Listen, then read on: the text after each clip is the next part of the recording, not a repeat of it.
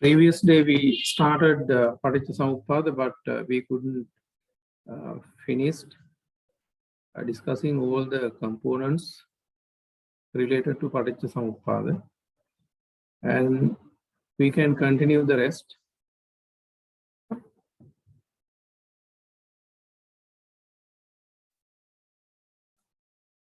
Paticcasamuppada is found in Pali Canon in several terms, like Paticcasamuppada. It is the very common term that we find in numerous places in early scriptures of Pali Canon. Paticcasamuppada, the law of dependent origination. That is how it is usually translated most of the time. And sometimes Paticcasamuppada is named to be Ariyanaya, Arya Nyaya or Ariyanaya, the principle or theory of the Buddha, the fully enlightened and holy one. So Paticcasamuppada, this particular teaching is identified to be the principal teaching of the enlightened ones. And Paticcasamuppada, the dependent origination. That is how we find in some places. And again, Paticcasamuppada is called Hetupala Dhamma, the nature's law of cause and effect. The nature's law of cause and effect. So actually, when understanding, we can see that Paticcasamuppada is clearly describes the true nature of being, the true nature of conventionally mentioning the individual. And again, the same teaching sometimes mentioned to be idapaccheta, the process of cause and effect in all, in being of existence.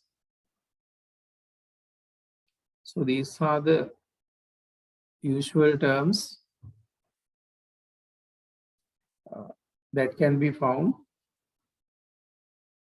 when discussing this Paticcasamuppada.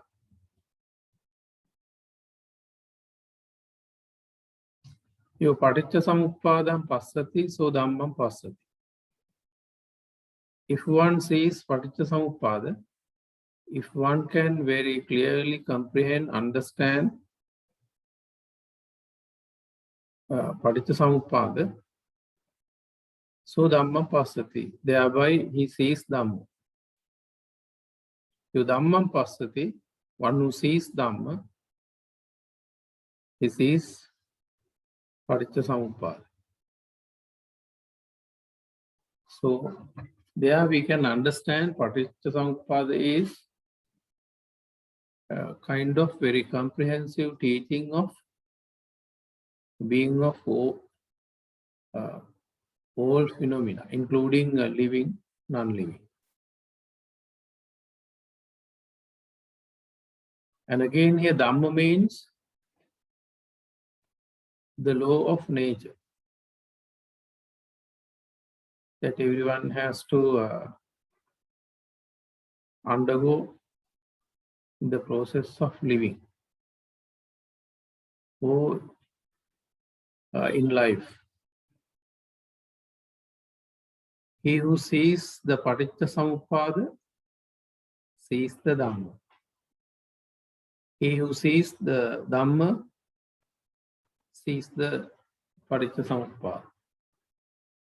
The total causes and effects are shown through 12 interconnected factors of interdependence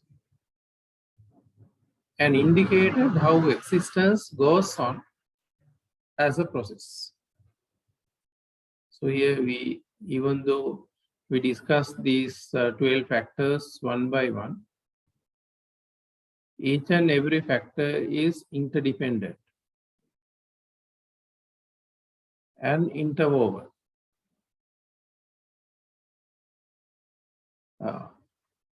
Anyway, we have to identify this is sort of process involved regarding existence of beings.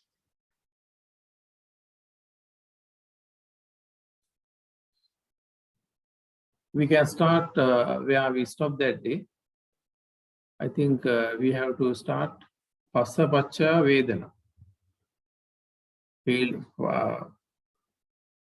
We discuss Phassa or contact, and we have to start from feelings here.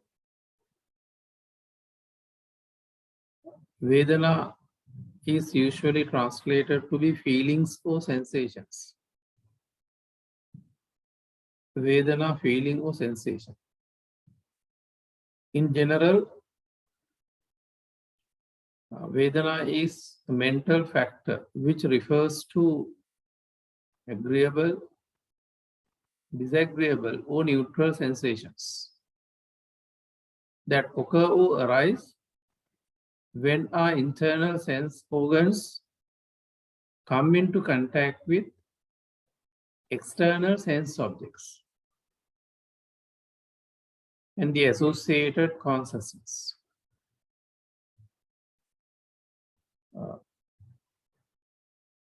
Feelings or sensations are effective in the process of contact,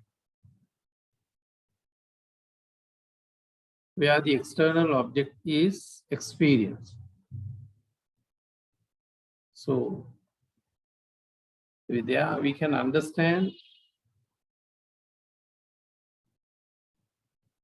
Vedana or sensations or feelings are generally based on the process of contact, Phassa.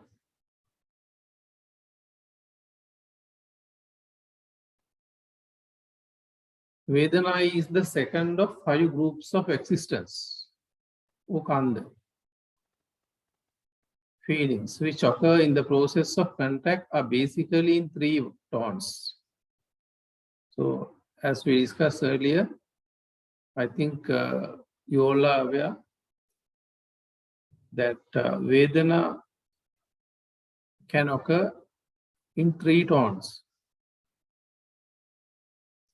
Agreeable feelings, Sukha Vedana, pleasing sensations. So, when translating Sukha Vedana, most commonly these 2 English terms are used. Agreeable feelings.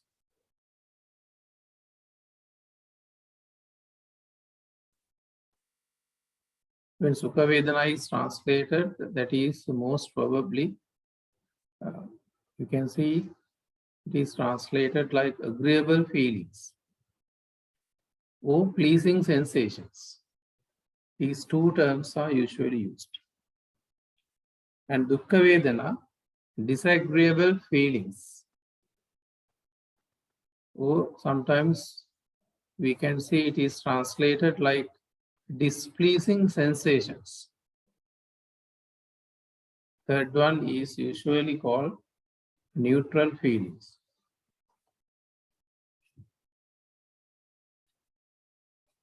Adukka Masukha Vedana, neutral sensations.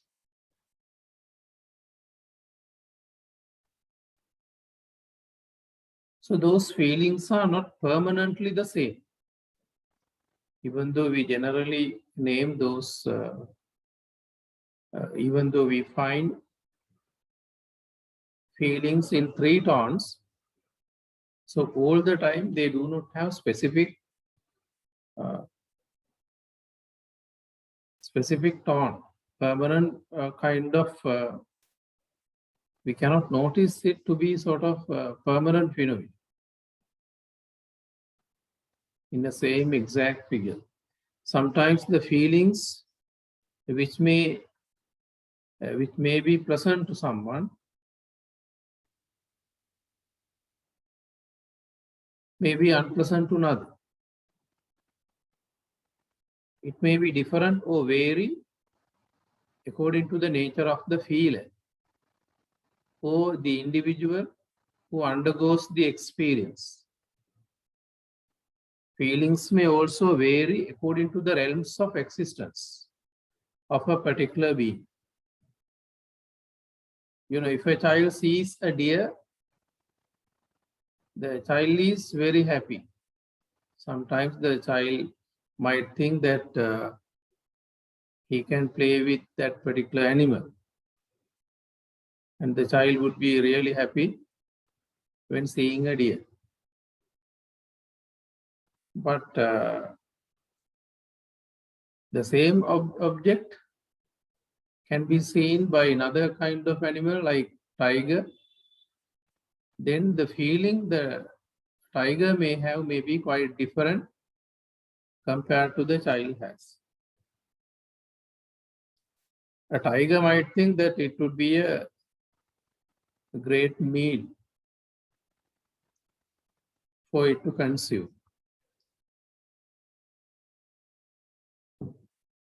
Now there we can see the same object, the same process, same contact, but sensation is different because due to the change of the realms of existence, due to the difference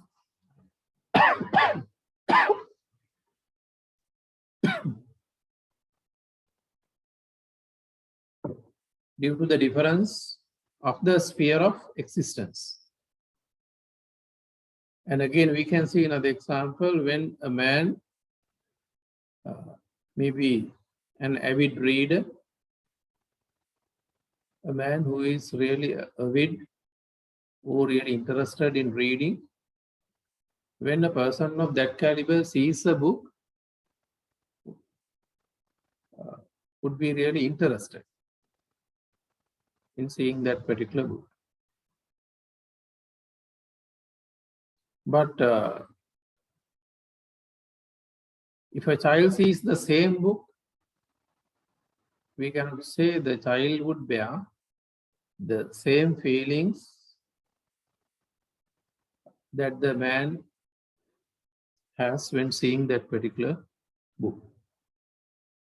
Even though the process is similar, the external object is similar, in the same realms of existence, both are humans, but even there we can see the sensation differ. The feelings are different. Likewise, we can simply say that feelings are just like a kind of liquid or water. Doesn't have specific, the tone of feelings doesn't have specific figure. It depends on various matters. Even there, this particular teaching is emphasized.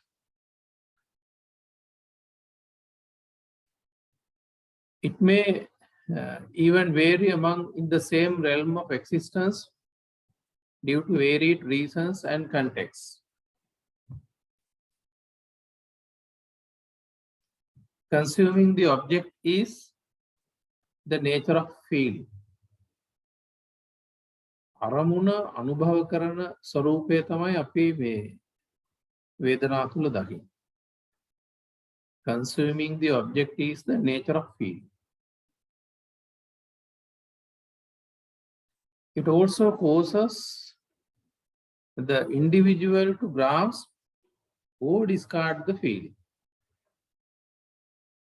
Sometimes the person may tend to grasp the sensation or feeling, or sometimes he might tend to discard or reject. It depends due to the experience that the person is going to undergo. The individual compels or induces to maintain reasons and settings or contexts of pleasant or agreeable sensations. If we think that the sensation is pleasing and agreeable, we try to maintain that particular setting, context, so that we can continuously experience the same pleasing sensations.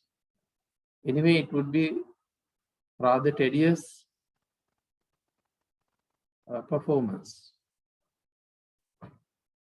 just to maintain a sort of context or setting or environment so that we can continue experiencing the agreeables.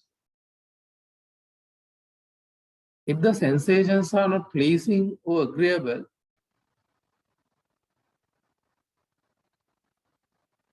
the sensations are not pleasing or agreeable, the individual tempts or compelled to reject or discard such feelings or try to be away at least. So that means if the sensation or feelings is not they are not agreeable or pleasing, if they're going to be sort of bitter type of experience, then the individual compels to reject or discard such feelings, or at least try to be away from them. If the person has no willingness to be away from some feelings, they are pleasant or agreeable to him and considered to be pleasing sensations.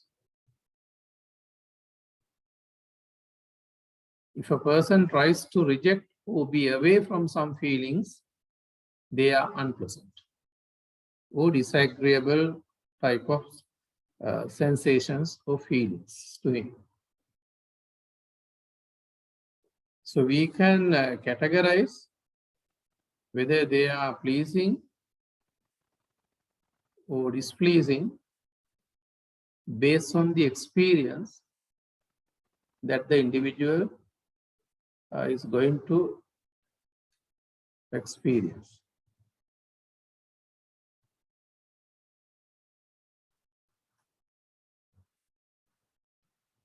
Apart from these two, the third is the neutral, which means neither pleasant nor unpleasant. You know that when we're looking at the sky, even there we have sort of feelings, but they are neither pleasant nor unpleasant.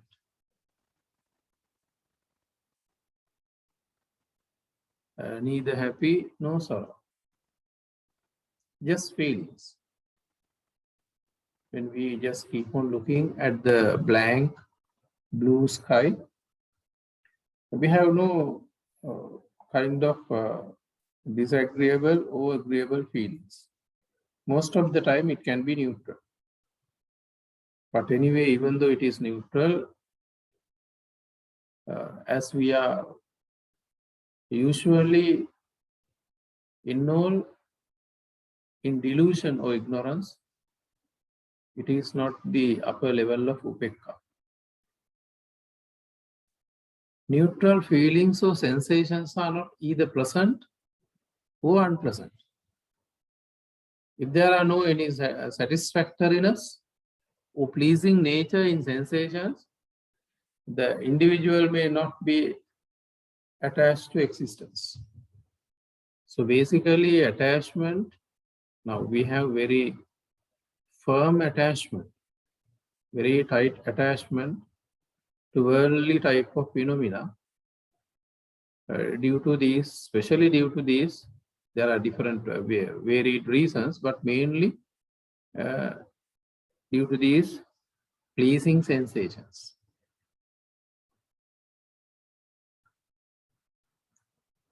Further, in connection with the 6 sense bases, feelings too can be distinguished into 6. Feelings associated with seeing, chakku sampassaja vedana. Feelings associated with hearing, sota sampassaja vedana. Feelings associated with smelling, ghana sampassaja vedana. Feelings associated with tasting,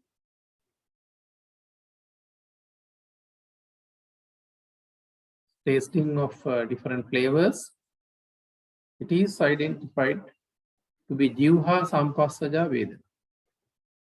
And feelings associated with bodily or tactile impressions, kaya sampassaja vedana. And mental impressions, mano sampassaja vedana. So those tones again can be distinguished or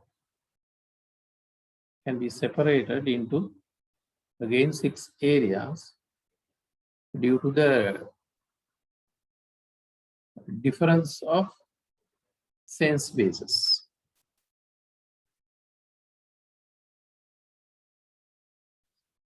And also feelings are inseparably connected with all the phenomena of consciousness. So even though we discuss these things, these phenomena separately, we cannot actually separate these feelings from mind. Mind is interwoven, interconnected with all these type of feelings or phenomena. Feeling is the condition of arising of thirst or craving. That means basically craving arises based on feelings. Sensations or feelings arising from the contact of eye with visible form and eye consciousness. Chakkum paticcasamupada, chakku viññāna, there are 3 things to meet. So meeting of 3 phenomena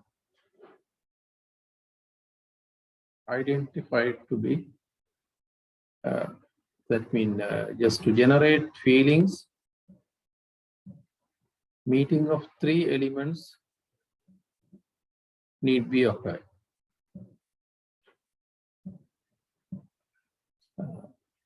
Sensations arising from the contact of ear with sound and ear consciousness. And sensation arising from the contact of nose with smell and nose consciousness. Ajjaptani ayatanani, ayatana bahira ayatana tekka sparsa veema ita adala viññānayath sama. Sensation arising from the contact of tongue with taste and tongue consciousness. So this is how we basically find these varied sensations, generation of these varying sensations. Sensations arising from the contact of body with touch and body consciousness. Sensation arising from the contact of mind, mano, with thoughts, dhamma, and mind consciousness. Then mind, they are actually mind is identified to be separate sense base, and Dhamma, even though Dhamma occurs in the mind itself, they are considered to be the external object when considering the consciousness to be a separate faculty. So it is a bit confusing if we do not clearly comprehend the significance between Mano and Dhamma further to consciousness.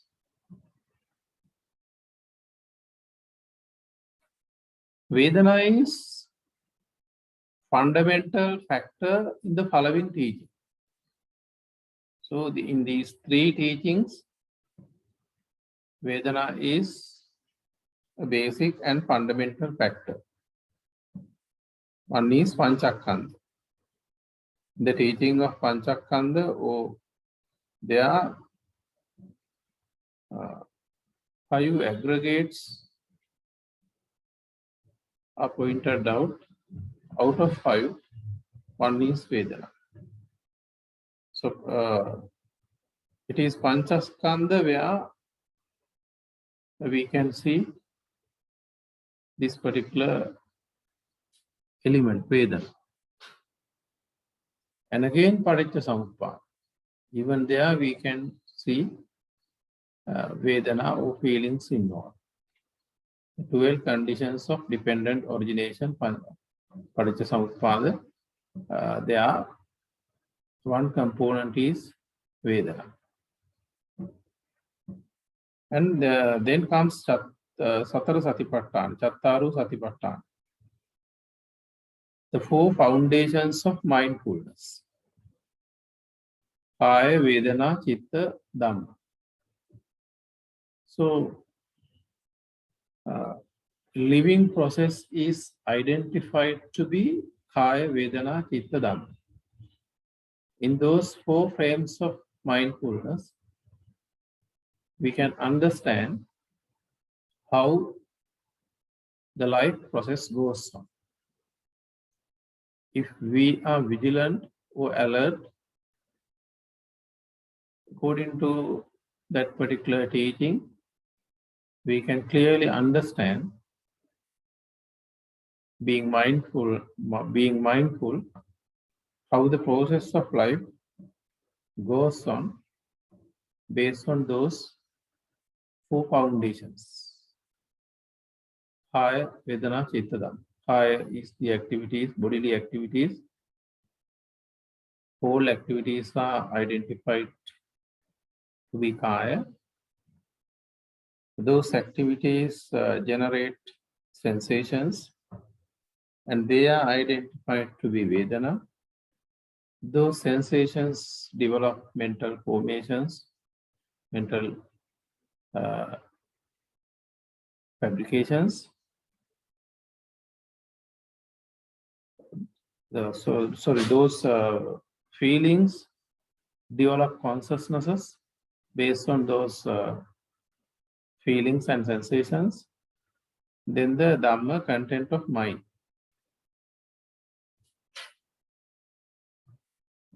Based on those 3 elements.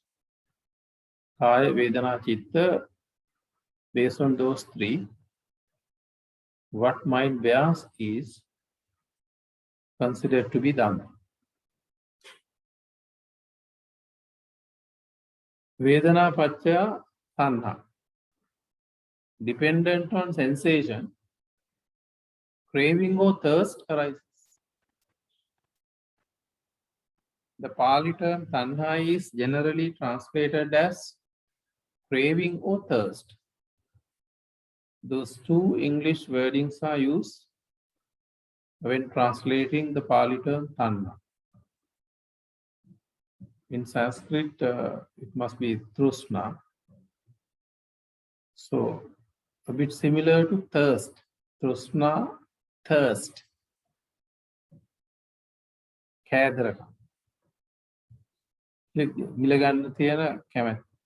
Thirst. Here tanha is of three types. They are kama tanha. Sensual pleasures. Craving based on sensual pleasures. Which means thirst or craving for sensual pleasures. It also includes craving for different types of ideologies, philosophies, concepts, beliefs, views, and so on. Most of the time, that kind of things were emphasized in the book What the Buddha Taught by Professor Walpula Rahul. Venerable Walpula Rahul there.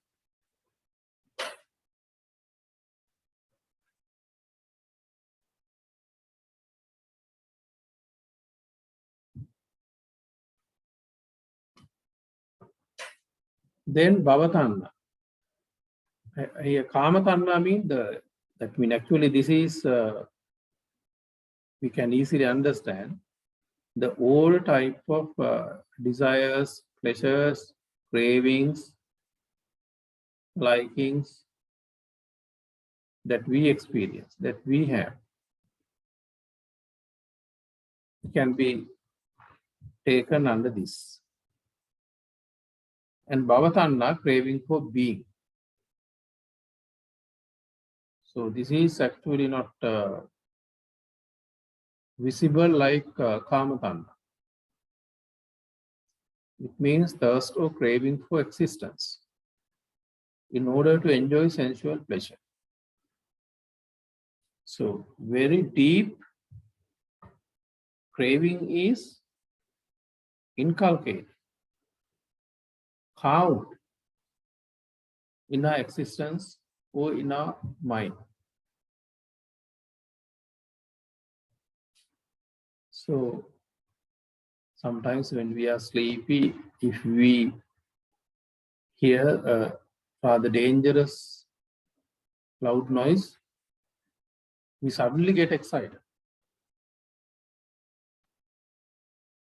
That is mainly due to craving that we have for existence. We do not want our existence to be disturbed in any way, in any form.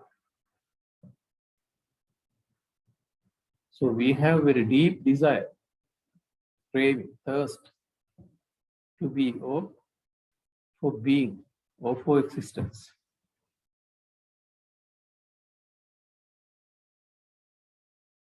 And even though we die, we wish sort of permanent existence where we do not have a lot of suffering. And Vibhavatanha, craving for non-existence. Actually, this is a bit delicate matter. We have to clearly understand. Vibhavatanha means thirst or craving for non-existence. So here non-existence means where sensual comfort or pleasure is enjoyed. That means we expect kind of pleasure beyond that, beyond sensual pleasure.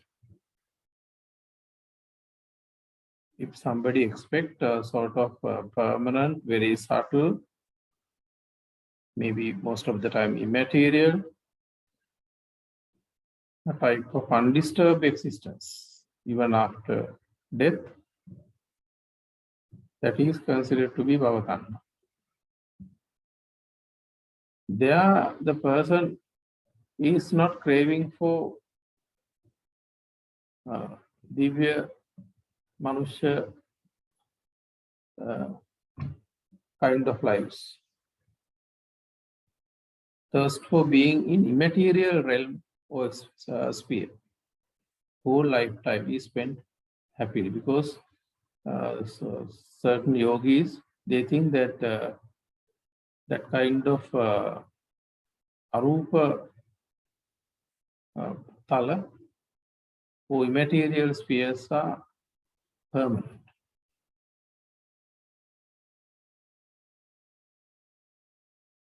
So anyway, that means if you have any issue, Venerable Thero, you can discuss. This is what I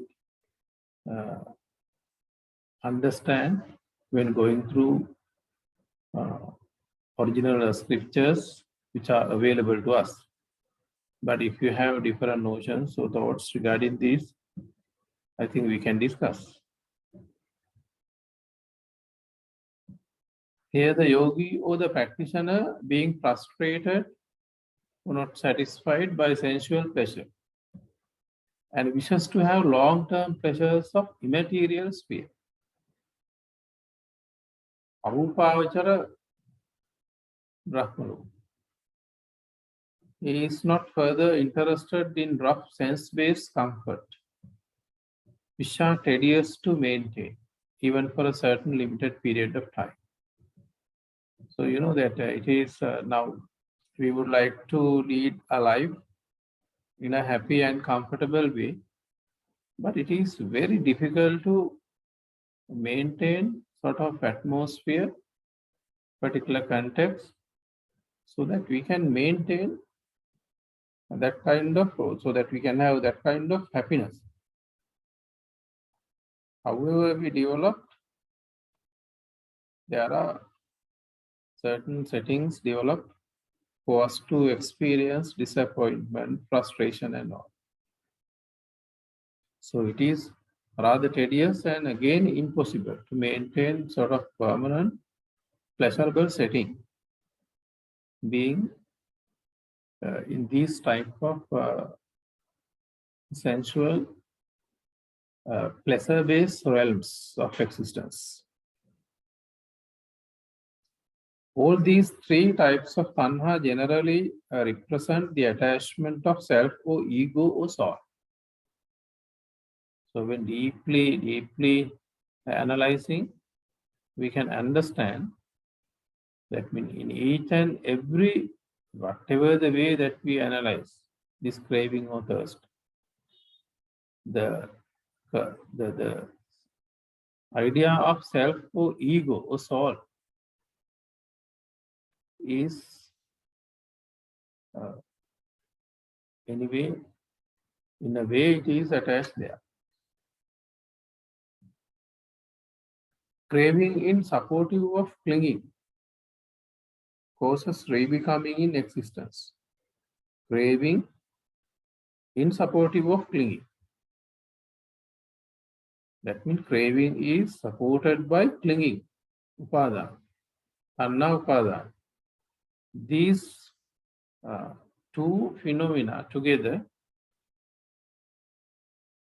causes re-becoming in existence. So we cannot, most of the time, we cannot point out a particular one component or element or single phenomena when analyzing this condition genesis or Paticcasamuppada. Tanna pacca upada. Upadana means firmly clinging or tightly grasping the existence. Now it is actually we cannot understand, but anyway, in life, that is the heaviest thing that we have in us. It has the sticky nature of grasping or clinging on existence. Further, the state of not releasing the existence. No reason we like to be away from being or existence. By hook or crook, using possible all means, we try to very firmly cling on to existence.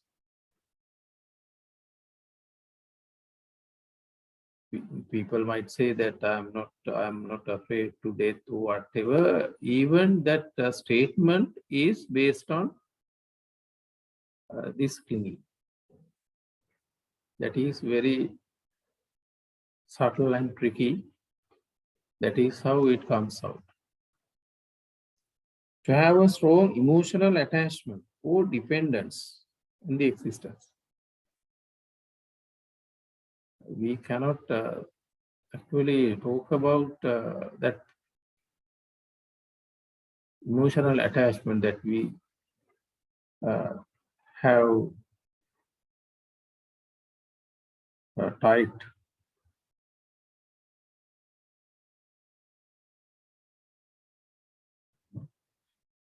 Tanha or thirst creates strong liking. What tanha does is, what craving does is, create sort of strong liking to firmly grasp the object. And that process of craving creates nature of firmly or tightly clinging or grasping. Tanha creates sort of a strong liking. That process develops clinging.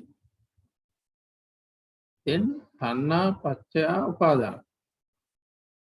Tanha is the root and main cause for clinging, for grasping. Here, grasping, clinging mean grasping to self, grasping to life or existence.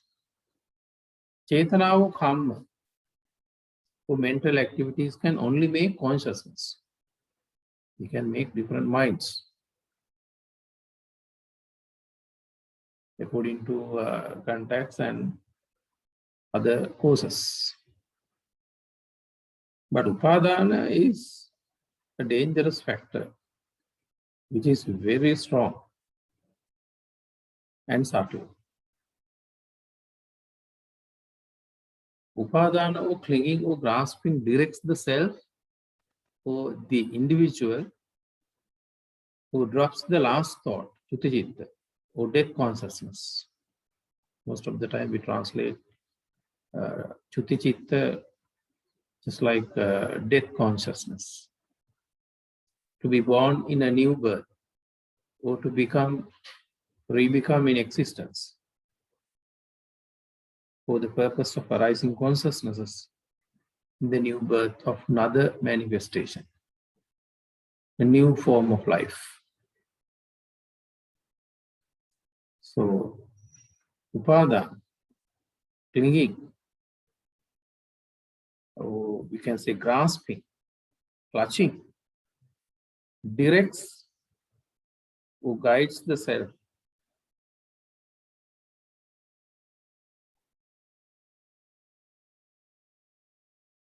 That means who dropped the last thought, the death consciousness. That means who is going to die, to be born in a new manifestation. So dying and re-becoming. In between these two, a very subtle transmigratory process is involved. Because that means the body in which the individual was involved, now that is going to be given up. Another manifestation to be caught. So in that subtle moment, upadana performs a great and significant role.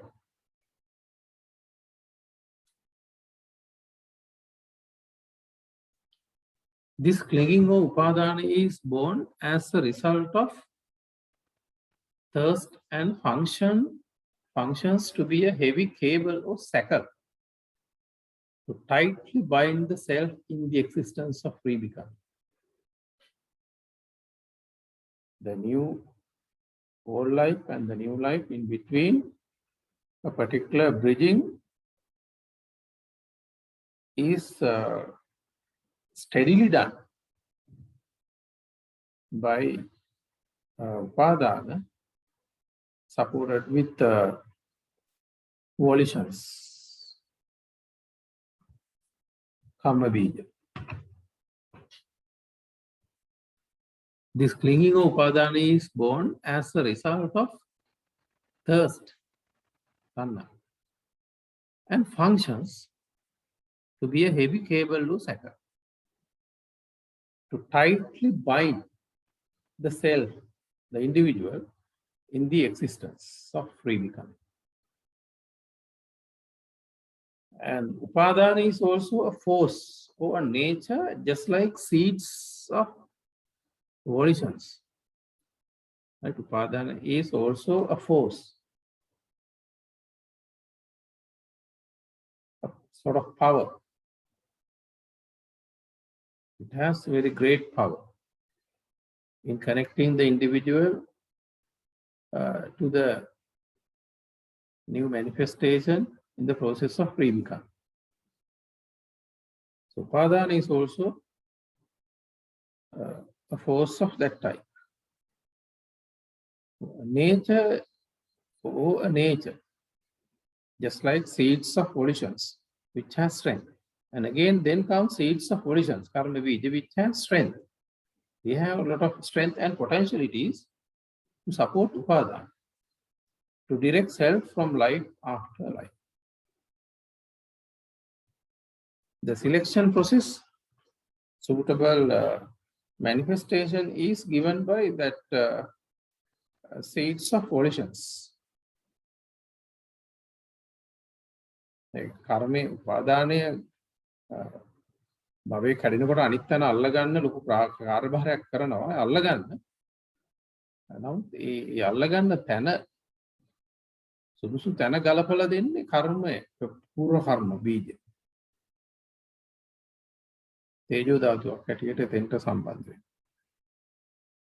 Upadana is also a force or natural, just like seeds of volitions, which are those seeds of volitions.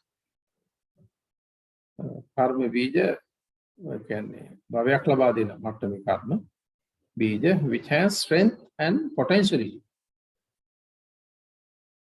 ඒකට හයියක් විභවයක් තියෙනවා to direct self from life to life, to select life and set it firmly.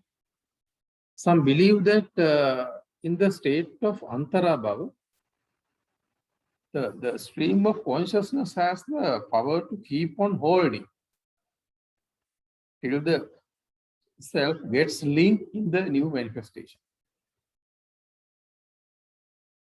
But that antarabhava, even though that is sort of a philosophical controversial idea between two schools of Theravada and Mahayana. So I'm not going to make any comment on that. We have our personal opinions according to our maturity of understanding of the teaching of the Buddha. But anyway, we can discuss according to the existing scriptures. Antarabhava is an intervening state. Antarabhava is sort of intervening state between death and rebirth. You can say that intermediate existence.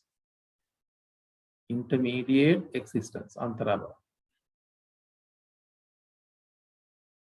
Representing a stage between death and rebecoming, or new conception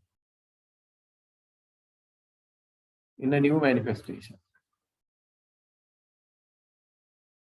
And types of clinging. Upadana can be again categorized, or it can be found in 4 areas. Upadana can be in 4 folds. In Pali Canon, we can find 4 types of clinging. They are clinging on sense, pleasure, or worldly things. Kamupadana. So actually, that is very clear in society. We can very easily understand, and very clearly we can comprehend that type of mentality in the individual. And clinging on ideologies or any type of views, maybe philosophical, maybe sort of cognitive or intellectual type of ideologies. Though especially these are bound with the concept of soul or selfness or atma. Those are the 2 upadana. The 2 upadana. The upadana, the 2 upadana. Clinging on rites and rituals. Sila Vrata. Rites and rituals. Believing that the rituals alone can directly lead to liberation or purification. And continues practicing such rituals. Silabdhata Upadana. Silabdhata Upadana. So, we can actually identify a particular segment of society. They believe, they think that by performing identified set of rites and rituals, by following those, they believe that they can be liberated. Their soul can be purified, which is rejected by Buddhism. And clinging on self-doctrine or self or personality belief, Attavada Upadana. Here directly self in all there. Here one assumes that one has a permanent and eternal self, undestroyable kind of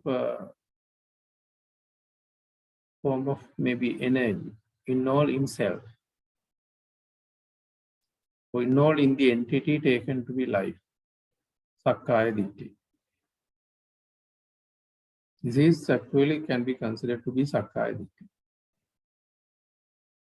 According to the, so even when analyzing Panchakkhandha, when analyzing Paticcasamuppada, Tilakkana, or the Four Noble Truths, whatever it may be,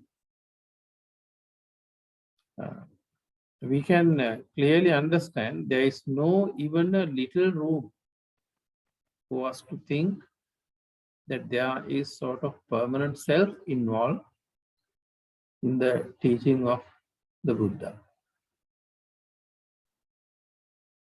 That is the main point where Buddhism is significant comparing all other existing religions in the world. According to the Buddha, the 4th one, clinging on self-doctrine or selfness, Attavada Upadana, is the base for suffering. Actually, this is the dangerous point. And again bound with avidya. If one thinks that a person is there, if I think that in conventional truth, of course, we talk about sort of individual self and all. Other than that, when talking about objectively and ultimately, I cannot find me. If I find me, I do not understand teaching of this particular principle, condition genesis. If I find me, it means I do not understand what Buddhism is. Actually, Buddhism is mainly based on this eradicating this Sakkaya Ditthi, because it is the most dangerous one when it comes to existence. And Upadana Paccaya Bhava. Bhava means becoming. Now, becoming or Bhava is not something related to past or something related to future. Bhava means the very moment that we are now. We think, we go for mental formations, and we turn those mental formations into bodily or verbal actions. If we are in mental formations, we are karma bhava, and if we are in the process of converting those mental formations or fabrications into actions of verbal or bodily, then we are utpatti bhava. So thinking is karma bhava. Putting that thinking into practice is utpatti bhava. So that process is simply called bhava. In English, we mention it becoming. What's becoming here is being or continuing in the process of existence. So by way of being or by way of living, what we do is we just activate our thinking. We think and act, think and act, act and think. We think, according to that thinking, we act. Due to those acting, again, we are directed for the process of thinking. From thinking, again, we are directed to actions. Based on actions, again, further mental fabrications for formations arise, and those directed us into again thinking. This is called the circle of becoming. So if bhava is in the past, nobody can do bhava nirodha. Nobody can go for cessation. If bhava is in the future, even there nobody can go for cessation of becoming. Always bhava is the present moment that we are now. What's the becoming here? Being or continuing in the process of existence. The being of an individual without ending, and the other part, this is continuing, dying and living without ending after death. The psychophysical life process of the individual continues becoming and re-becoming. When our body is not strong enough to continue the process of consciousness, it needs another new manifestation, new forms to continue unfulfilled thirst, to continue unannihilated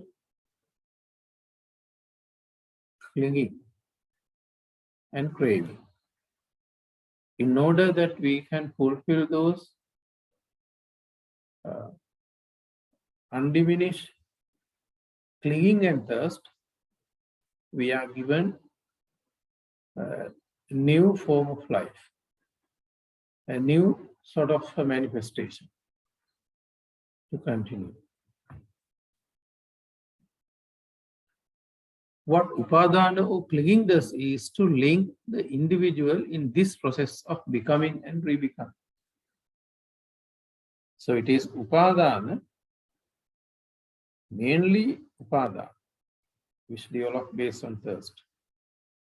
It is upadana who join us, who connect us, who bind us, which binds us in this process of becoming and rebecoming. We have no release. We have no liberation as long as upadana is there. So what upadana clinging does is, what clinging does is to link the individual in this process of becoming and rebecoming. Bhavayai punarbhavaya atara gatagahat tiya. A link in the round of life after life, bhavachakti, or rebirth in the familiar terms, into a new form of manifestation.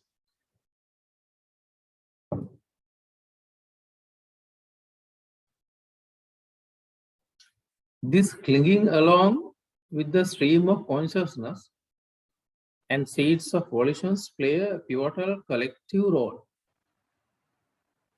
This clinging, upadana, right, along with the stream of consciousness. Vijnanayath ekka ekathu vela upadana, and the seeds of volitions. Bhavagami karmat ekka, bhavagami wenna pulan prabala karmat ekka, A set ඔය තුන් දෙනාම එකතු. Play a pivotal collective role in transforming life after life, passing on to new birth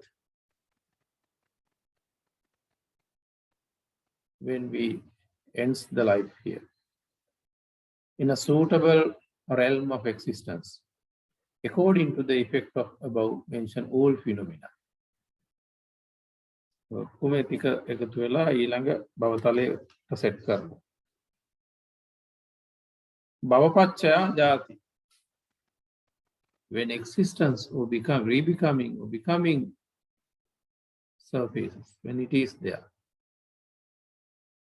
jati or birth is the entire beginning.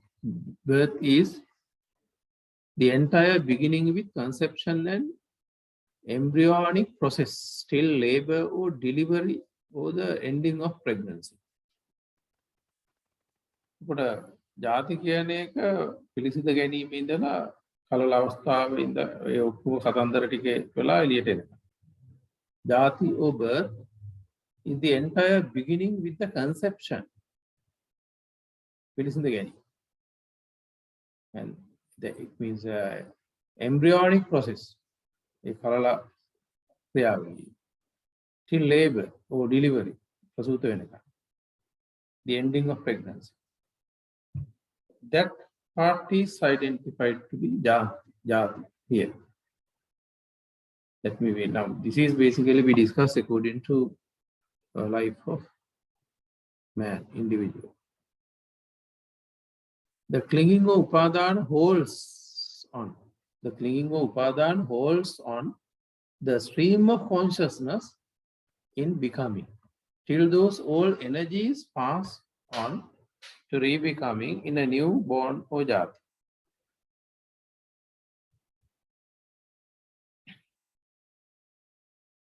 Past volitions, atita karma, support in finding a suitable and relevant form of manifestation in the existence to avail the linking mind, pratisanti sita, and to continue. Thinking mind.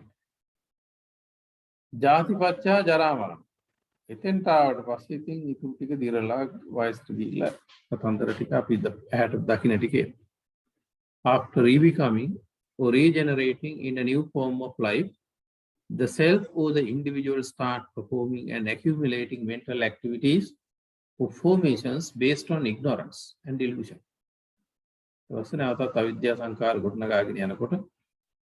I life the self deserves suffering. The self deserves suffering related to decay and death according to birth in rebecoming. So here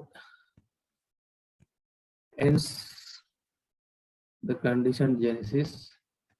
We consider it to be a circle. We can start it from a different place.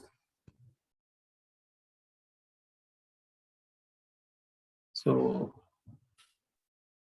all phenomena regarding existence is are clearly explained here.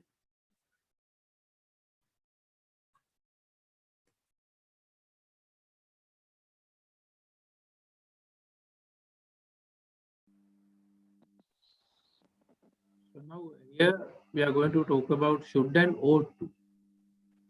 Right? When we want to say that it is good or it is good to do something, we can use should. Instead of should, we can use even ought to in the same meaning. So it is good if you are a bit more patient. It is better if you are a bit more patient. It is advisable if you are patient. So whenever you want to make that idea, you can simply make it by using should. You should be patient. Or instead of should, you can use ought to in the same sense. You ought to be patient. Patient means if you can wait things to happen for you, you are patient. If you cannot wait things to happen for you, you are impatient. That's why I especially want to discuss this particular lesson. It is good if you are a scientist. It's better if you are a scientist. It's okay if you are a scientist. You should be a scientist. You ought to be a scientist. Wow, you should. It is good if you are a teacher. It is better. It is okay if you are a teacher. You should be a teacher. It is good if you are ready now. Now you imagine that now it is 9:04. You ask somebody to come to a particular place by 10 o'clock. So now you are going to be late. So I would say you should be ready now. You promised that you would go there by 10 o'clock. Now it is almost 10. So you should be ready. Otherwise you would be late. You should be ready now. You ought to be ready now. You shouldn't be late. You ought not to be late. Yeah. If you want to say that by using should, you can say that it is better or it is good to be or like that. But if you want to talk about the opposite, you can use shouldn't or ought not. It's not good if you are rude. It isn't better. It is not advisable if you are rude. You shouldn't be rude to the children. You ought not to be rude to the children. So now we can use another ordinary word. It is good if you speak English at class. It's better. It's fine. It's okay if you speak English at class because you speak English. So I think it is better if you speak English even at class. So I can make that idea simply using should. You should speak English at class. You ought to speak English at class. And it is good, it is better, it is fine, it is okay if you invite them to the party. Now you see that we are going to have a party. And we are talking about the individuals to whom we are going to invite. So when discussing a matter of that type, I would suggest that we should invite those people because they are very supportive, cooperative, and they are very close natives or relatives. So I think we should invite them to the party. We ought to invite them to the party. අපි ඒගොල්ලන්ටත් කියනවා නම් හොඳයිනේ. අවධාරණයක් නැහැ එතන. ඒ කියන්නේ it is good, it is better, it is fine, it's okay. If you advise them, you should advise them. You ought to advise them. යුතුයි කතාවෙන් අයින් වුණා නම් හරි. It's not good, it isn't better, it's not advisable if you smoke. You shouldn't smoke. You ought not to smoke. Whenever we want to say that somebody is not good, if he does something, we can use shouldn't and make the idea. It is not good if you break rest. It isn't better, it is not advisable. You shouldn't break rest. You ought not to break rest. Now we can see the structural formation. They are there, they are there, they were there here, they will be there in the evening. They may be there, සමහරවිට බාගදා ඉඳී පෙලක්ලාට ඉඳී. They should be there. එයාලා එතන ඉන්නවනම් හොඳයි. එතකොට should have been there. If after using should have, we have to use the verb in the past participle form. So we becomes been there. They should have been there. It would have been better if they were there. එතකොට should be can be used for present and future. They should be here today. Present. They should be there next week. Future. So we simply by using should, we can cover present and future. We have to use should have plus past participle. You should have been there. You should have been there. That means it would have been better, it would have been okay if you were there. Yesterday or last week, we can mention sort of past period. They are ready. Sudana were ready. Here will be maybe Samaharita Sudana should be ready. They should have been ready. Sometimes they it would have been good if they were ready. Excuse me. In here that they should be ready. How we can translate in singular that they should be ready. ඔවුන් සූදානම්ව සිටිනවා නම් හොඳයි. They should have been ready yesterday. එයාලා ඊයේ ඒ වෙලාවේ ready වෙලා හිටියා නම් හොඳයි.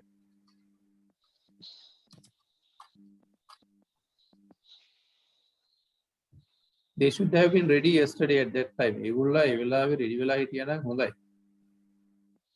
When talking about something related to past, we have to use should have plus past participle. The structure is very important here. Should be can be used for present and future for both. Should have plus past participle for past. And when it comes to ordinary verbs, they will do the exam. Karavi. They may do the exam. Bhagada karavi. Samahara vita. They should do the exam. Karanawana hunda. They should have done the exam. Karana idibbe karana hunda ini last year.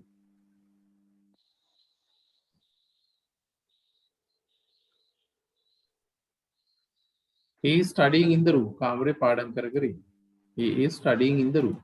Present continuous. Who padam karagari innavana hundai. He should be studying in the room. He should be studying in the room because his exam is round the corner. His exam is round the corner. His exam is nearby, so he should be studying. ඔහු පාඩම් කරන ක්‍රියාවේ මැද ඉන්නවනම් හොඳයි. කර කර ඉන්නවනම් හොඳයි විභාග ළඟයි. You were studying. Past continuous. You should have been studying. You were studying past continuous. පාඩම් කර කර හිටියා නම් හොඳයි. You should have been studying. Should have been studying.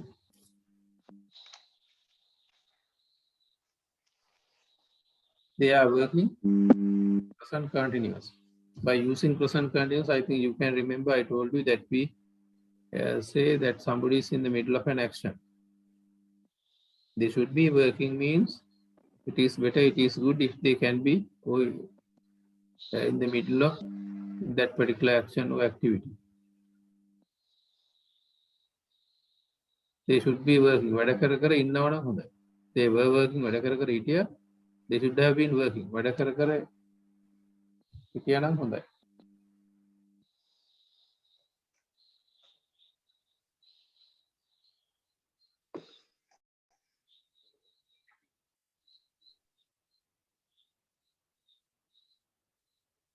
I should have met you before.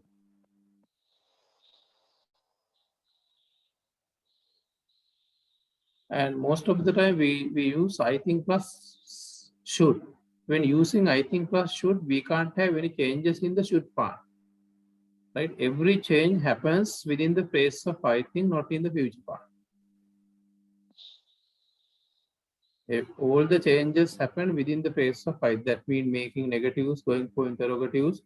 Likewise, such changes has to be in the phase of I think. I think the government should bring down the prices of essential items. I don't think you should go there now. Do you think I should talk to them? Yes, I think you should. I don't think you should resign the job at this juncture.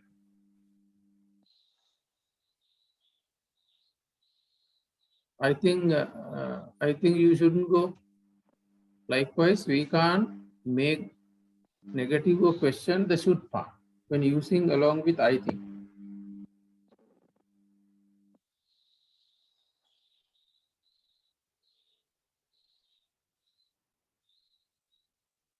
I think you should find another job. I don't think you should do it. Sometimes at a shop, we ask our friend, do you think I should buy this? Do you think I should talk to them? What do you suggest I should do? What do you suggest I should do? Do you think I should do it? Do you think I should buy this?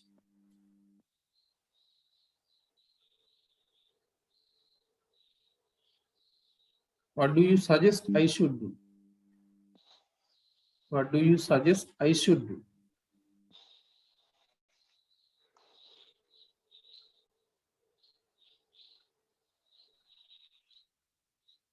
Should එක if වෙනුවට use කරන්න පුළුවන්. Should he phone? ඔහු phone කළොත්. If he phones, instead of if he phones, you can use should he phone, tell him that I'll call him back. Phone කරොත් කියනවා කතාරන්න. And now again you can see some structure related to should. You drive too fast, you shouldn't drive so fast.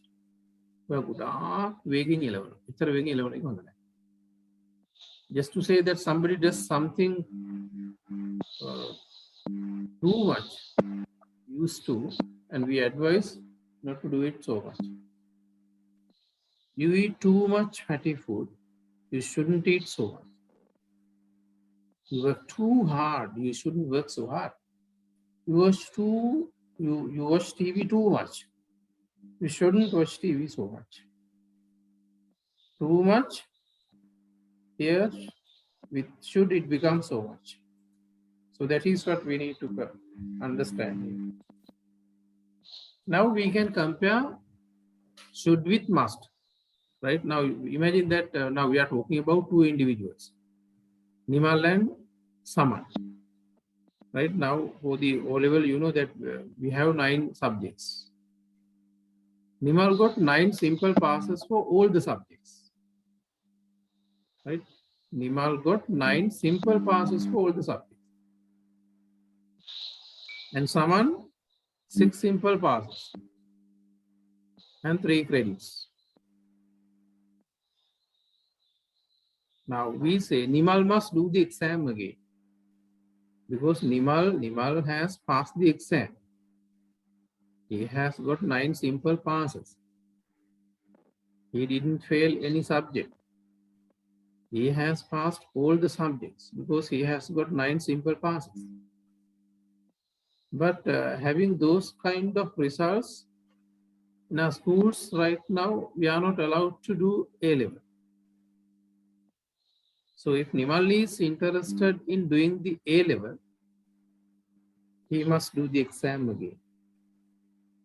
He doesn't have any other alternative other than doing the exam again. But the situation is quite different when it comes to summer, because he has got 6 simple passes and 3 credit passes. Now there are subjects where we have to get credit. So someone has 3 credits for those 3 subjects. So he is quite safe there. So if he is willing, he can do the A level. But we advise someone should do the exam again. Nimal must do the exam again because he doesn't have any other alternative other than doing the exam again if he is really interested in doing the A level. There we use he must do. But someone can go for the A level classes. He can do A level, even in art streams or whatever. But anyway, we would say someone should do the exam again because it is better if we can do the exam again. By doing the exam again, we believe that he can go for better results than this. So, atana saman vibhaga karanna වෙනවා. චුඩ්ඩකින් කියන්නේ saman නැවත විභාගෙ කරනවා නම් හොඳයි. It's a good film, you should see. ඒක හොඳ film එකක් ඔයා බලනවා නම් හොඳයි. It's a fantastic film, you must see. ඒක නම් එල්ල ෆිල්ම් එකක්. නියම ෆිල්ම් එකක් අයිති කවුන්ස් එක බලන්න ඕනේ කියලා අවධාරණය කරනවා යාළුවෝ.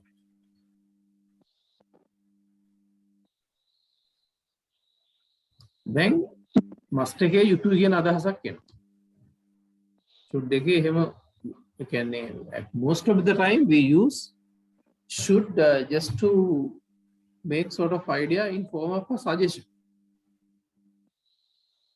Yeah, we are not very firmly emphasizing. නමුත් should එකේ must එකෙත් හැමතැනම යුතුයි කියලා නැහැ. අන්න එහෙම වැරදි විදිහට ඉගෙන ගන්න. must කියන යුතුයමයි කියලා. ඒ එහෙම must එකෙත් යුතුයි කියලා නැහැ. Now you see that now somebody visits a friend's place. When he goes there, he sees the gate is closed. The windows, the doors, everything is closed. Being in front of the door, he would tell the other companion, his friend, they must have gone somewhere. They must have gone somewhere. අනිවාර්යෙන් ගිහිල්ලා තිබිය යුතුයි කියන එක නෙමෙයි කියන්නේ. When that person says that they must have gone somewhere, that is what he believes to be sure. They must have gone somewhere means that person means that that is what he believes to be the truth. ඔහුට සත්‍යයයි හැඟෙනදී. Excuse me. ඒසක් පිළිතු කතාවක් විතරයි. Sir. Yes. Instead of must, can't we use may in here? No, may has different. May, when you use may, they may have gone somewhere. That is also in that particular setting, you can even come up using may might. Then you make some sense, but it is not the same that we get out of this. When you say that they may have gone somewhere, සමහර විට මේගොල්ලෝ ගාර ගිහිල්ලා ඉන්නේ. සමහර විට ගිහිල්ලා. ඒකට දෙගිඩියා. That is definitely uncertain. මෙතන Maya Viswasa Karanadi, that is what he believes to be true or correct. If you believe something to be correct, there you can make that idea by using must. We take another example. Somebody comes to my place from far away place. Then I would say, oh, you must be thirsty. Wait, I'll bring something to drink. Sometimes he might have had something before visiting my place from a nearby hotel. But that is what I believe to be correct. මේකත් උතර ළඟට එනවා. But not exactly මේවමයි. You must be tired. Please have a rest. Rest like that. That is what I feel to be correct. Exactly, it may not be correct. But when you use may, there you definitely talk about poor possibility.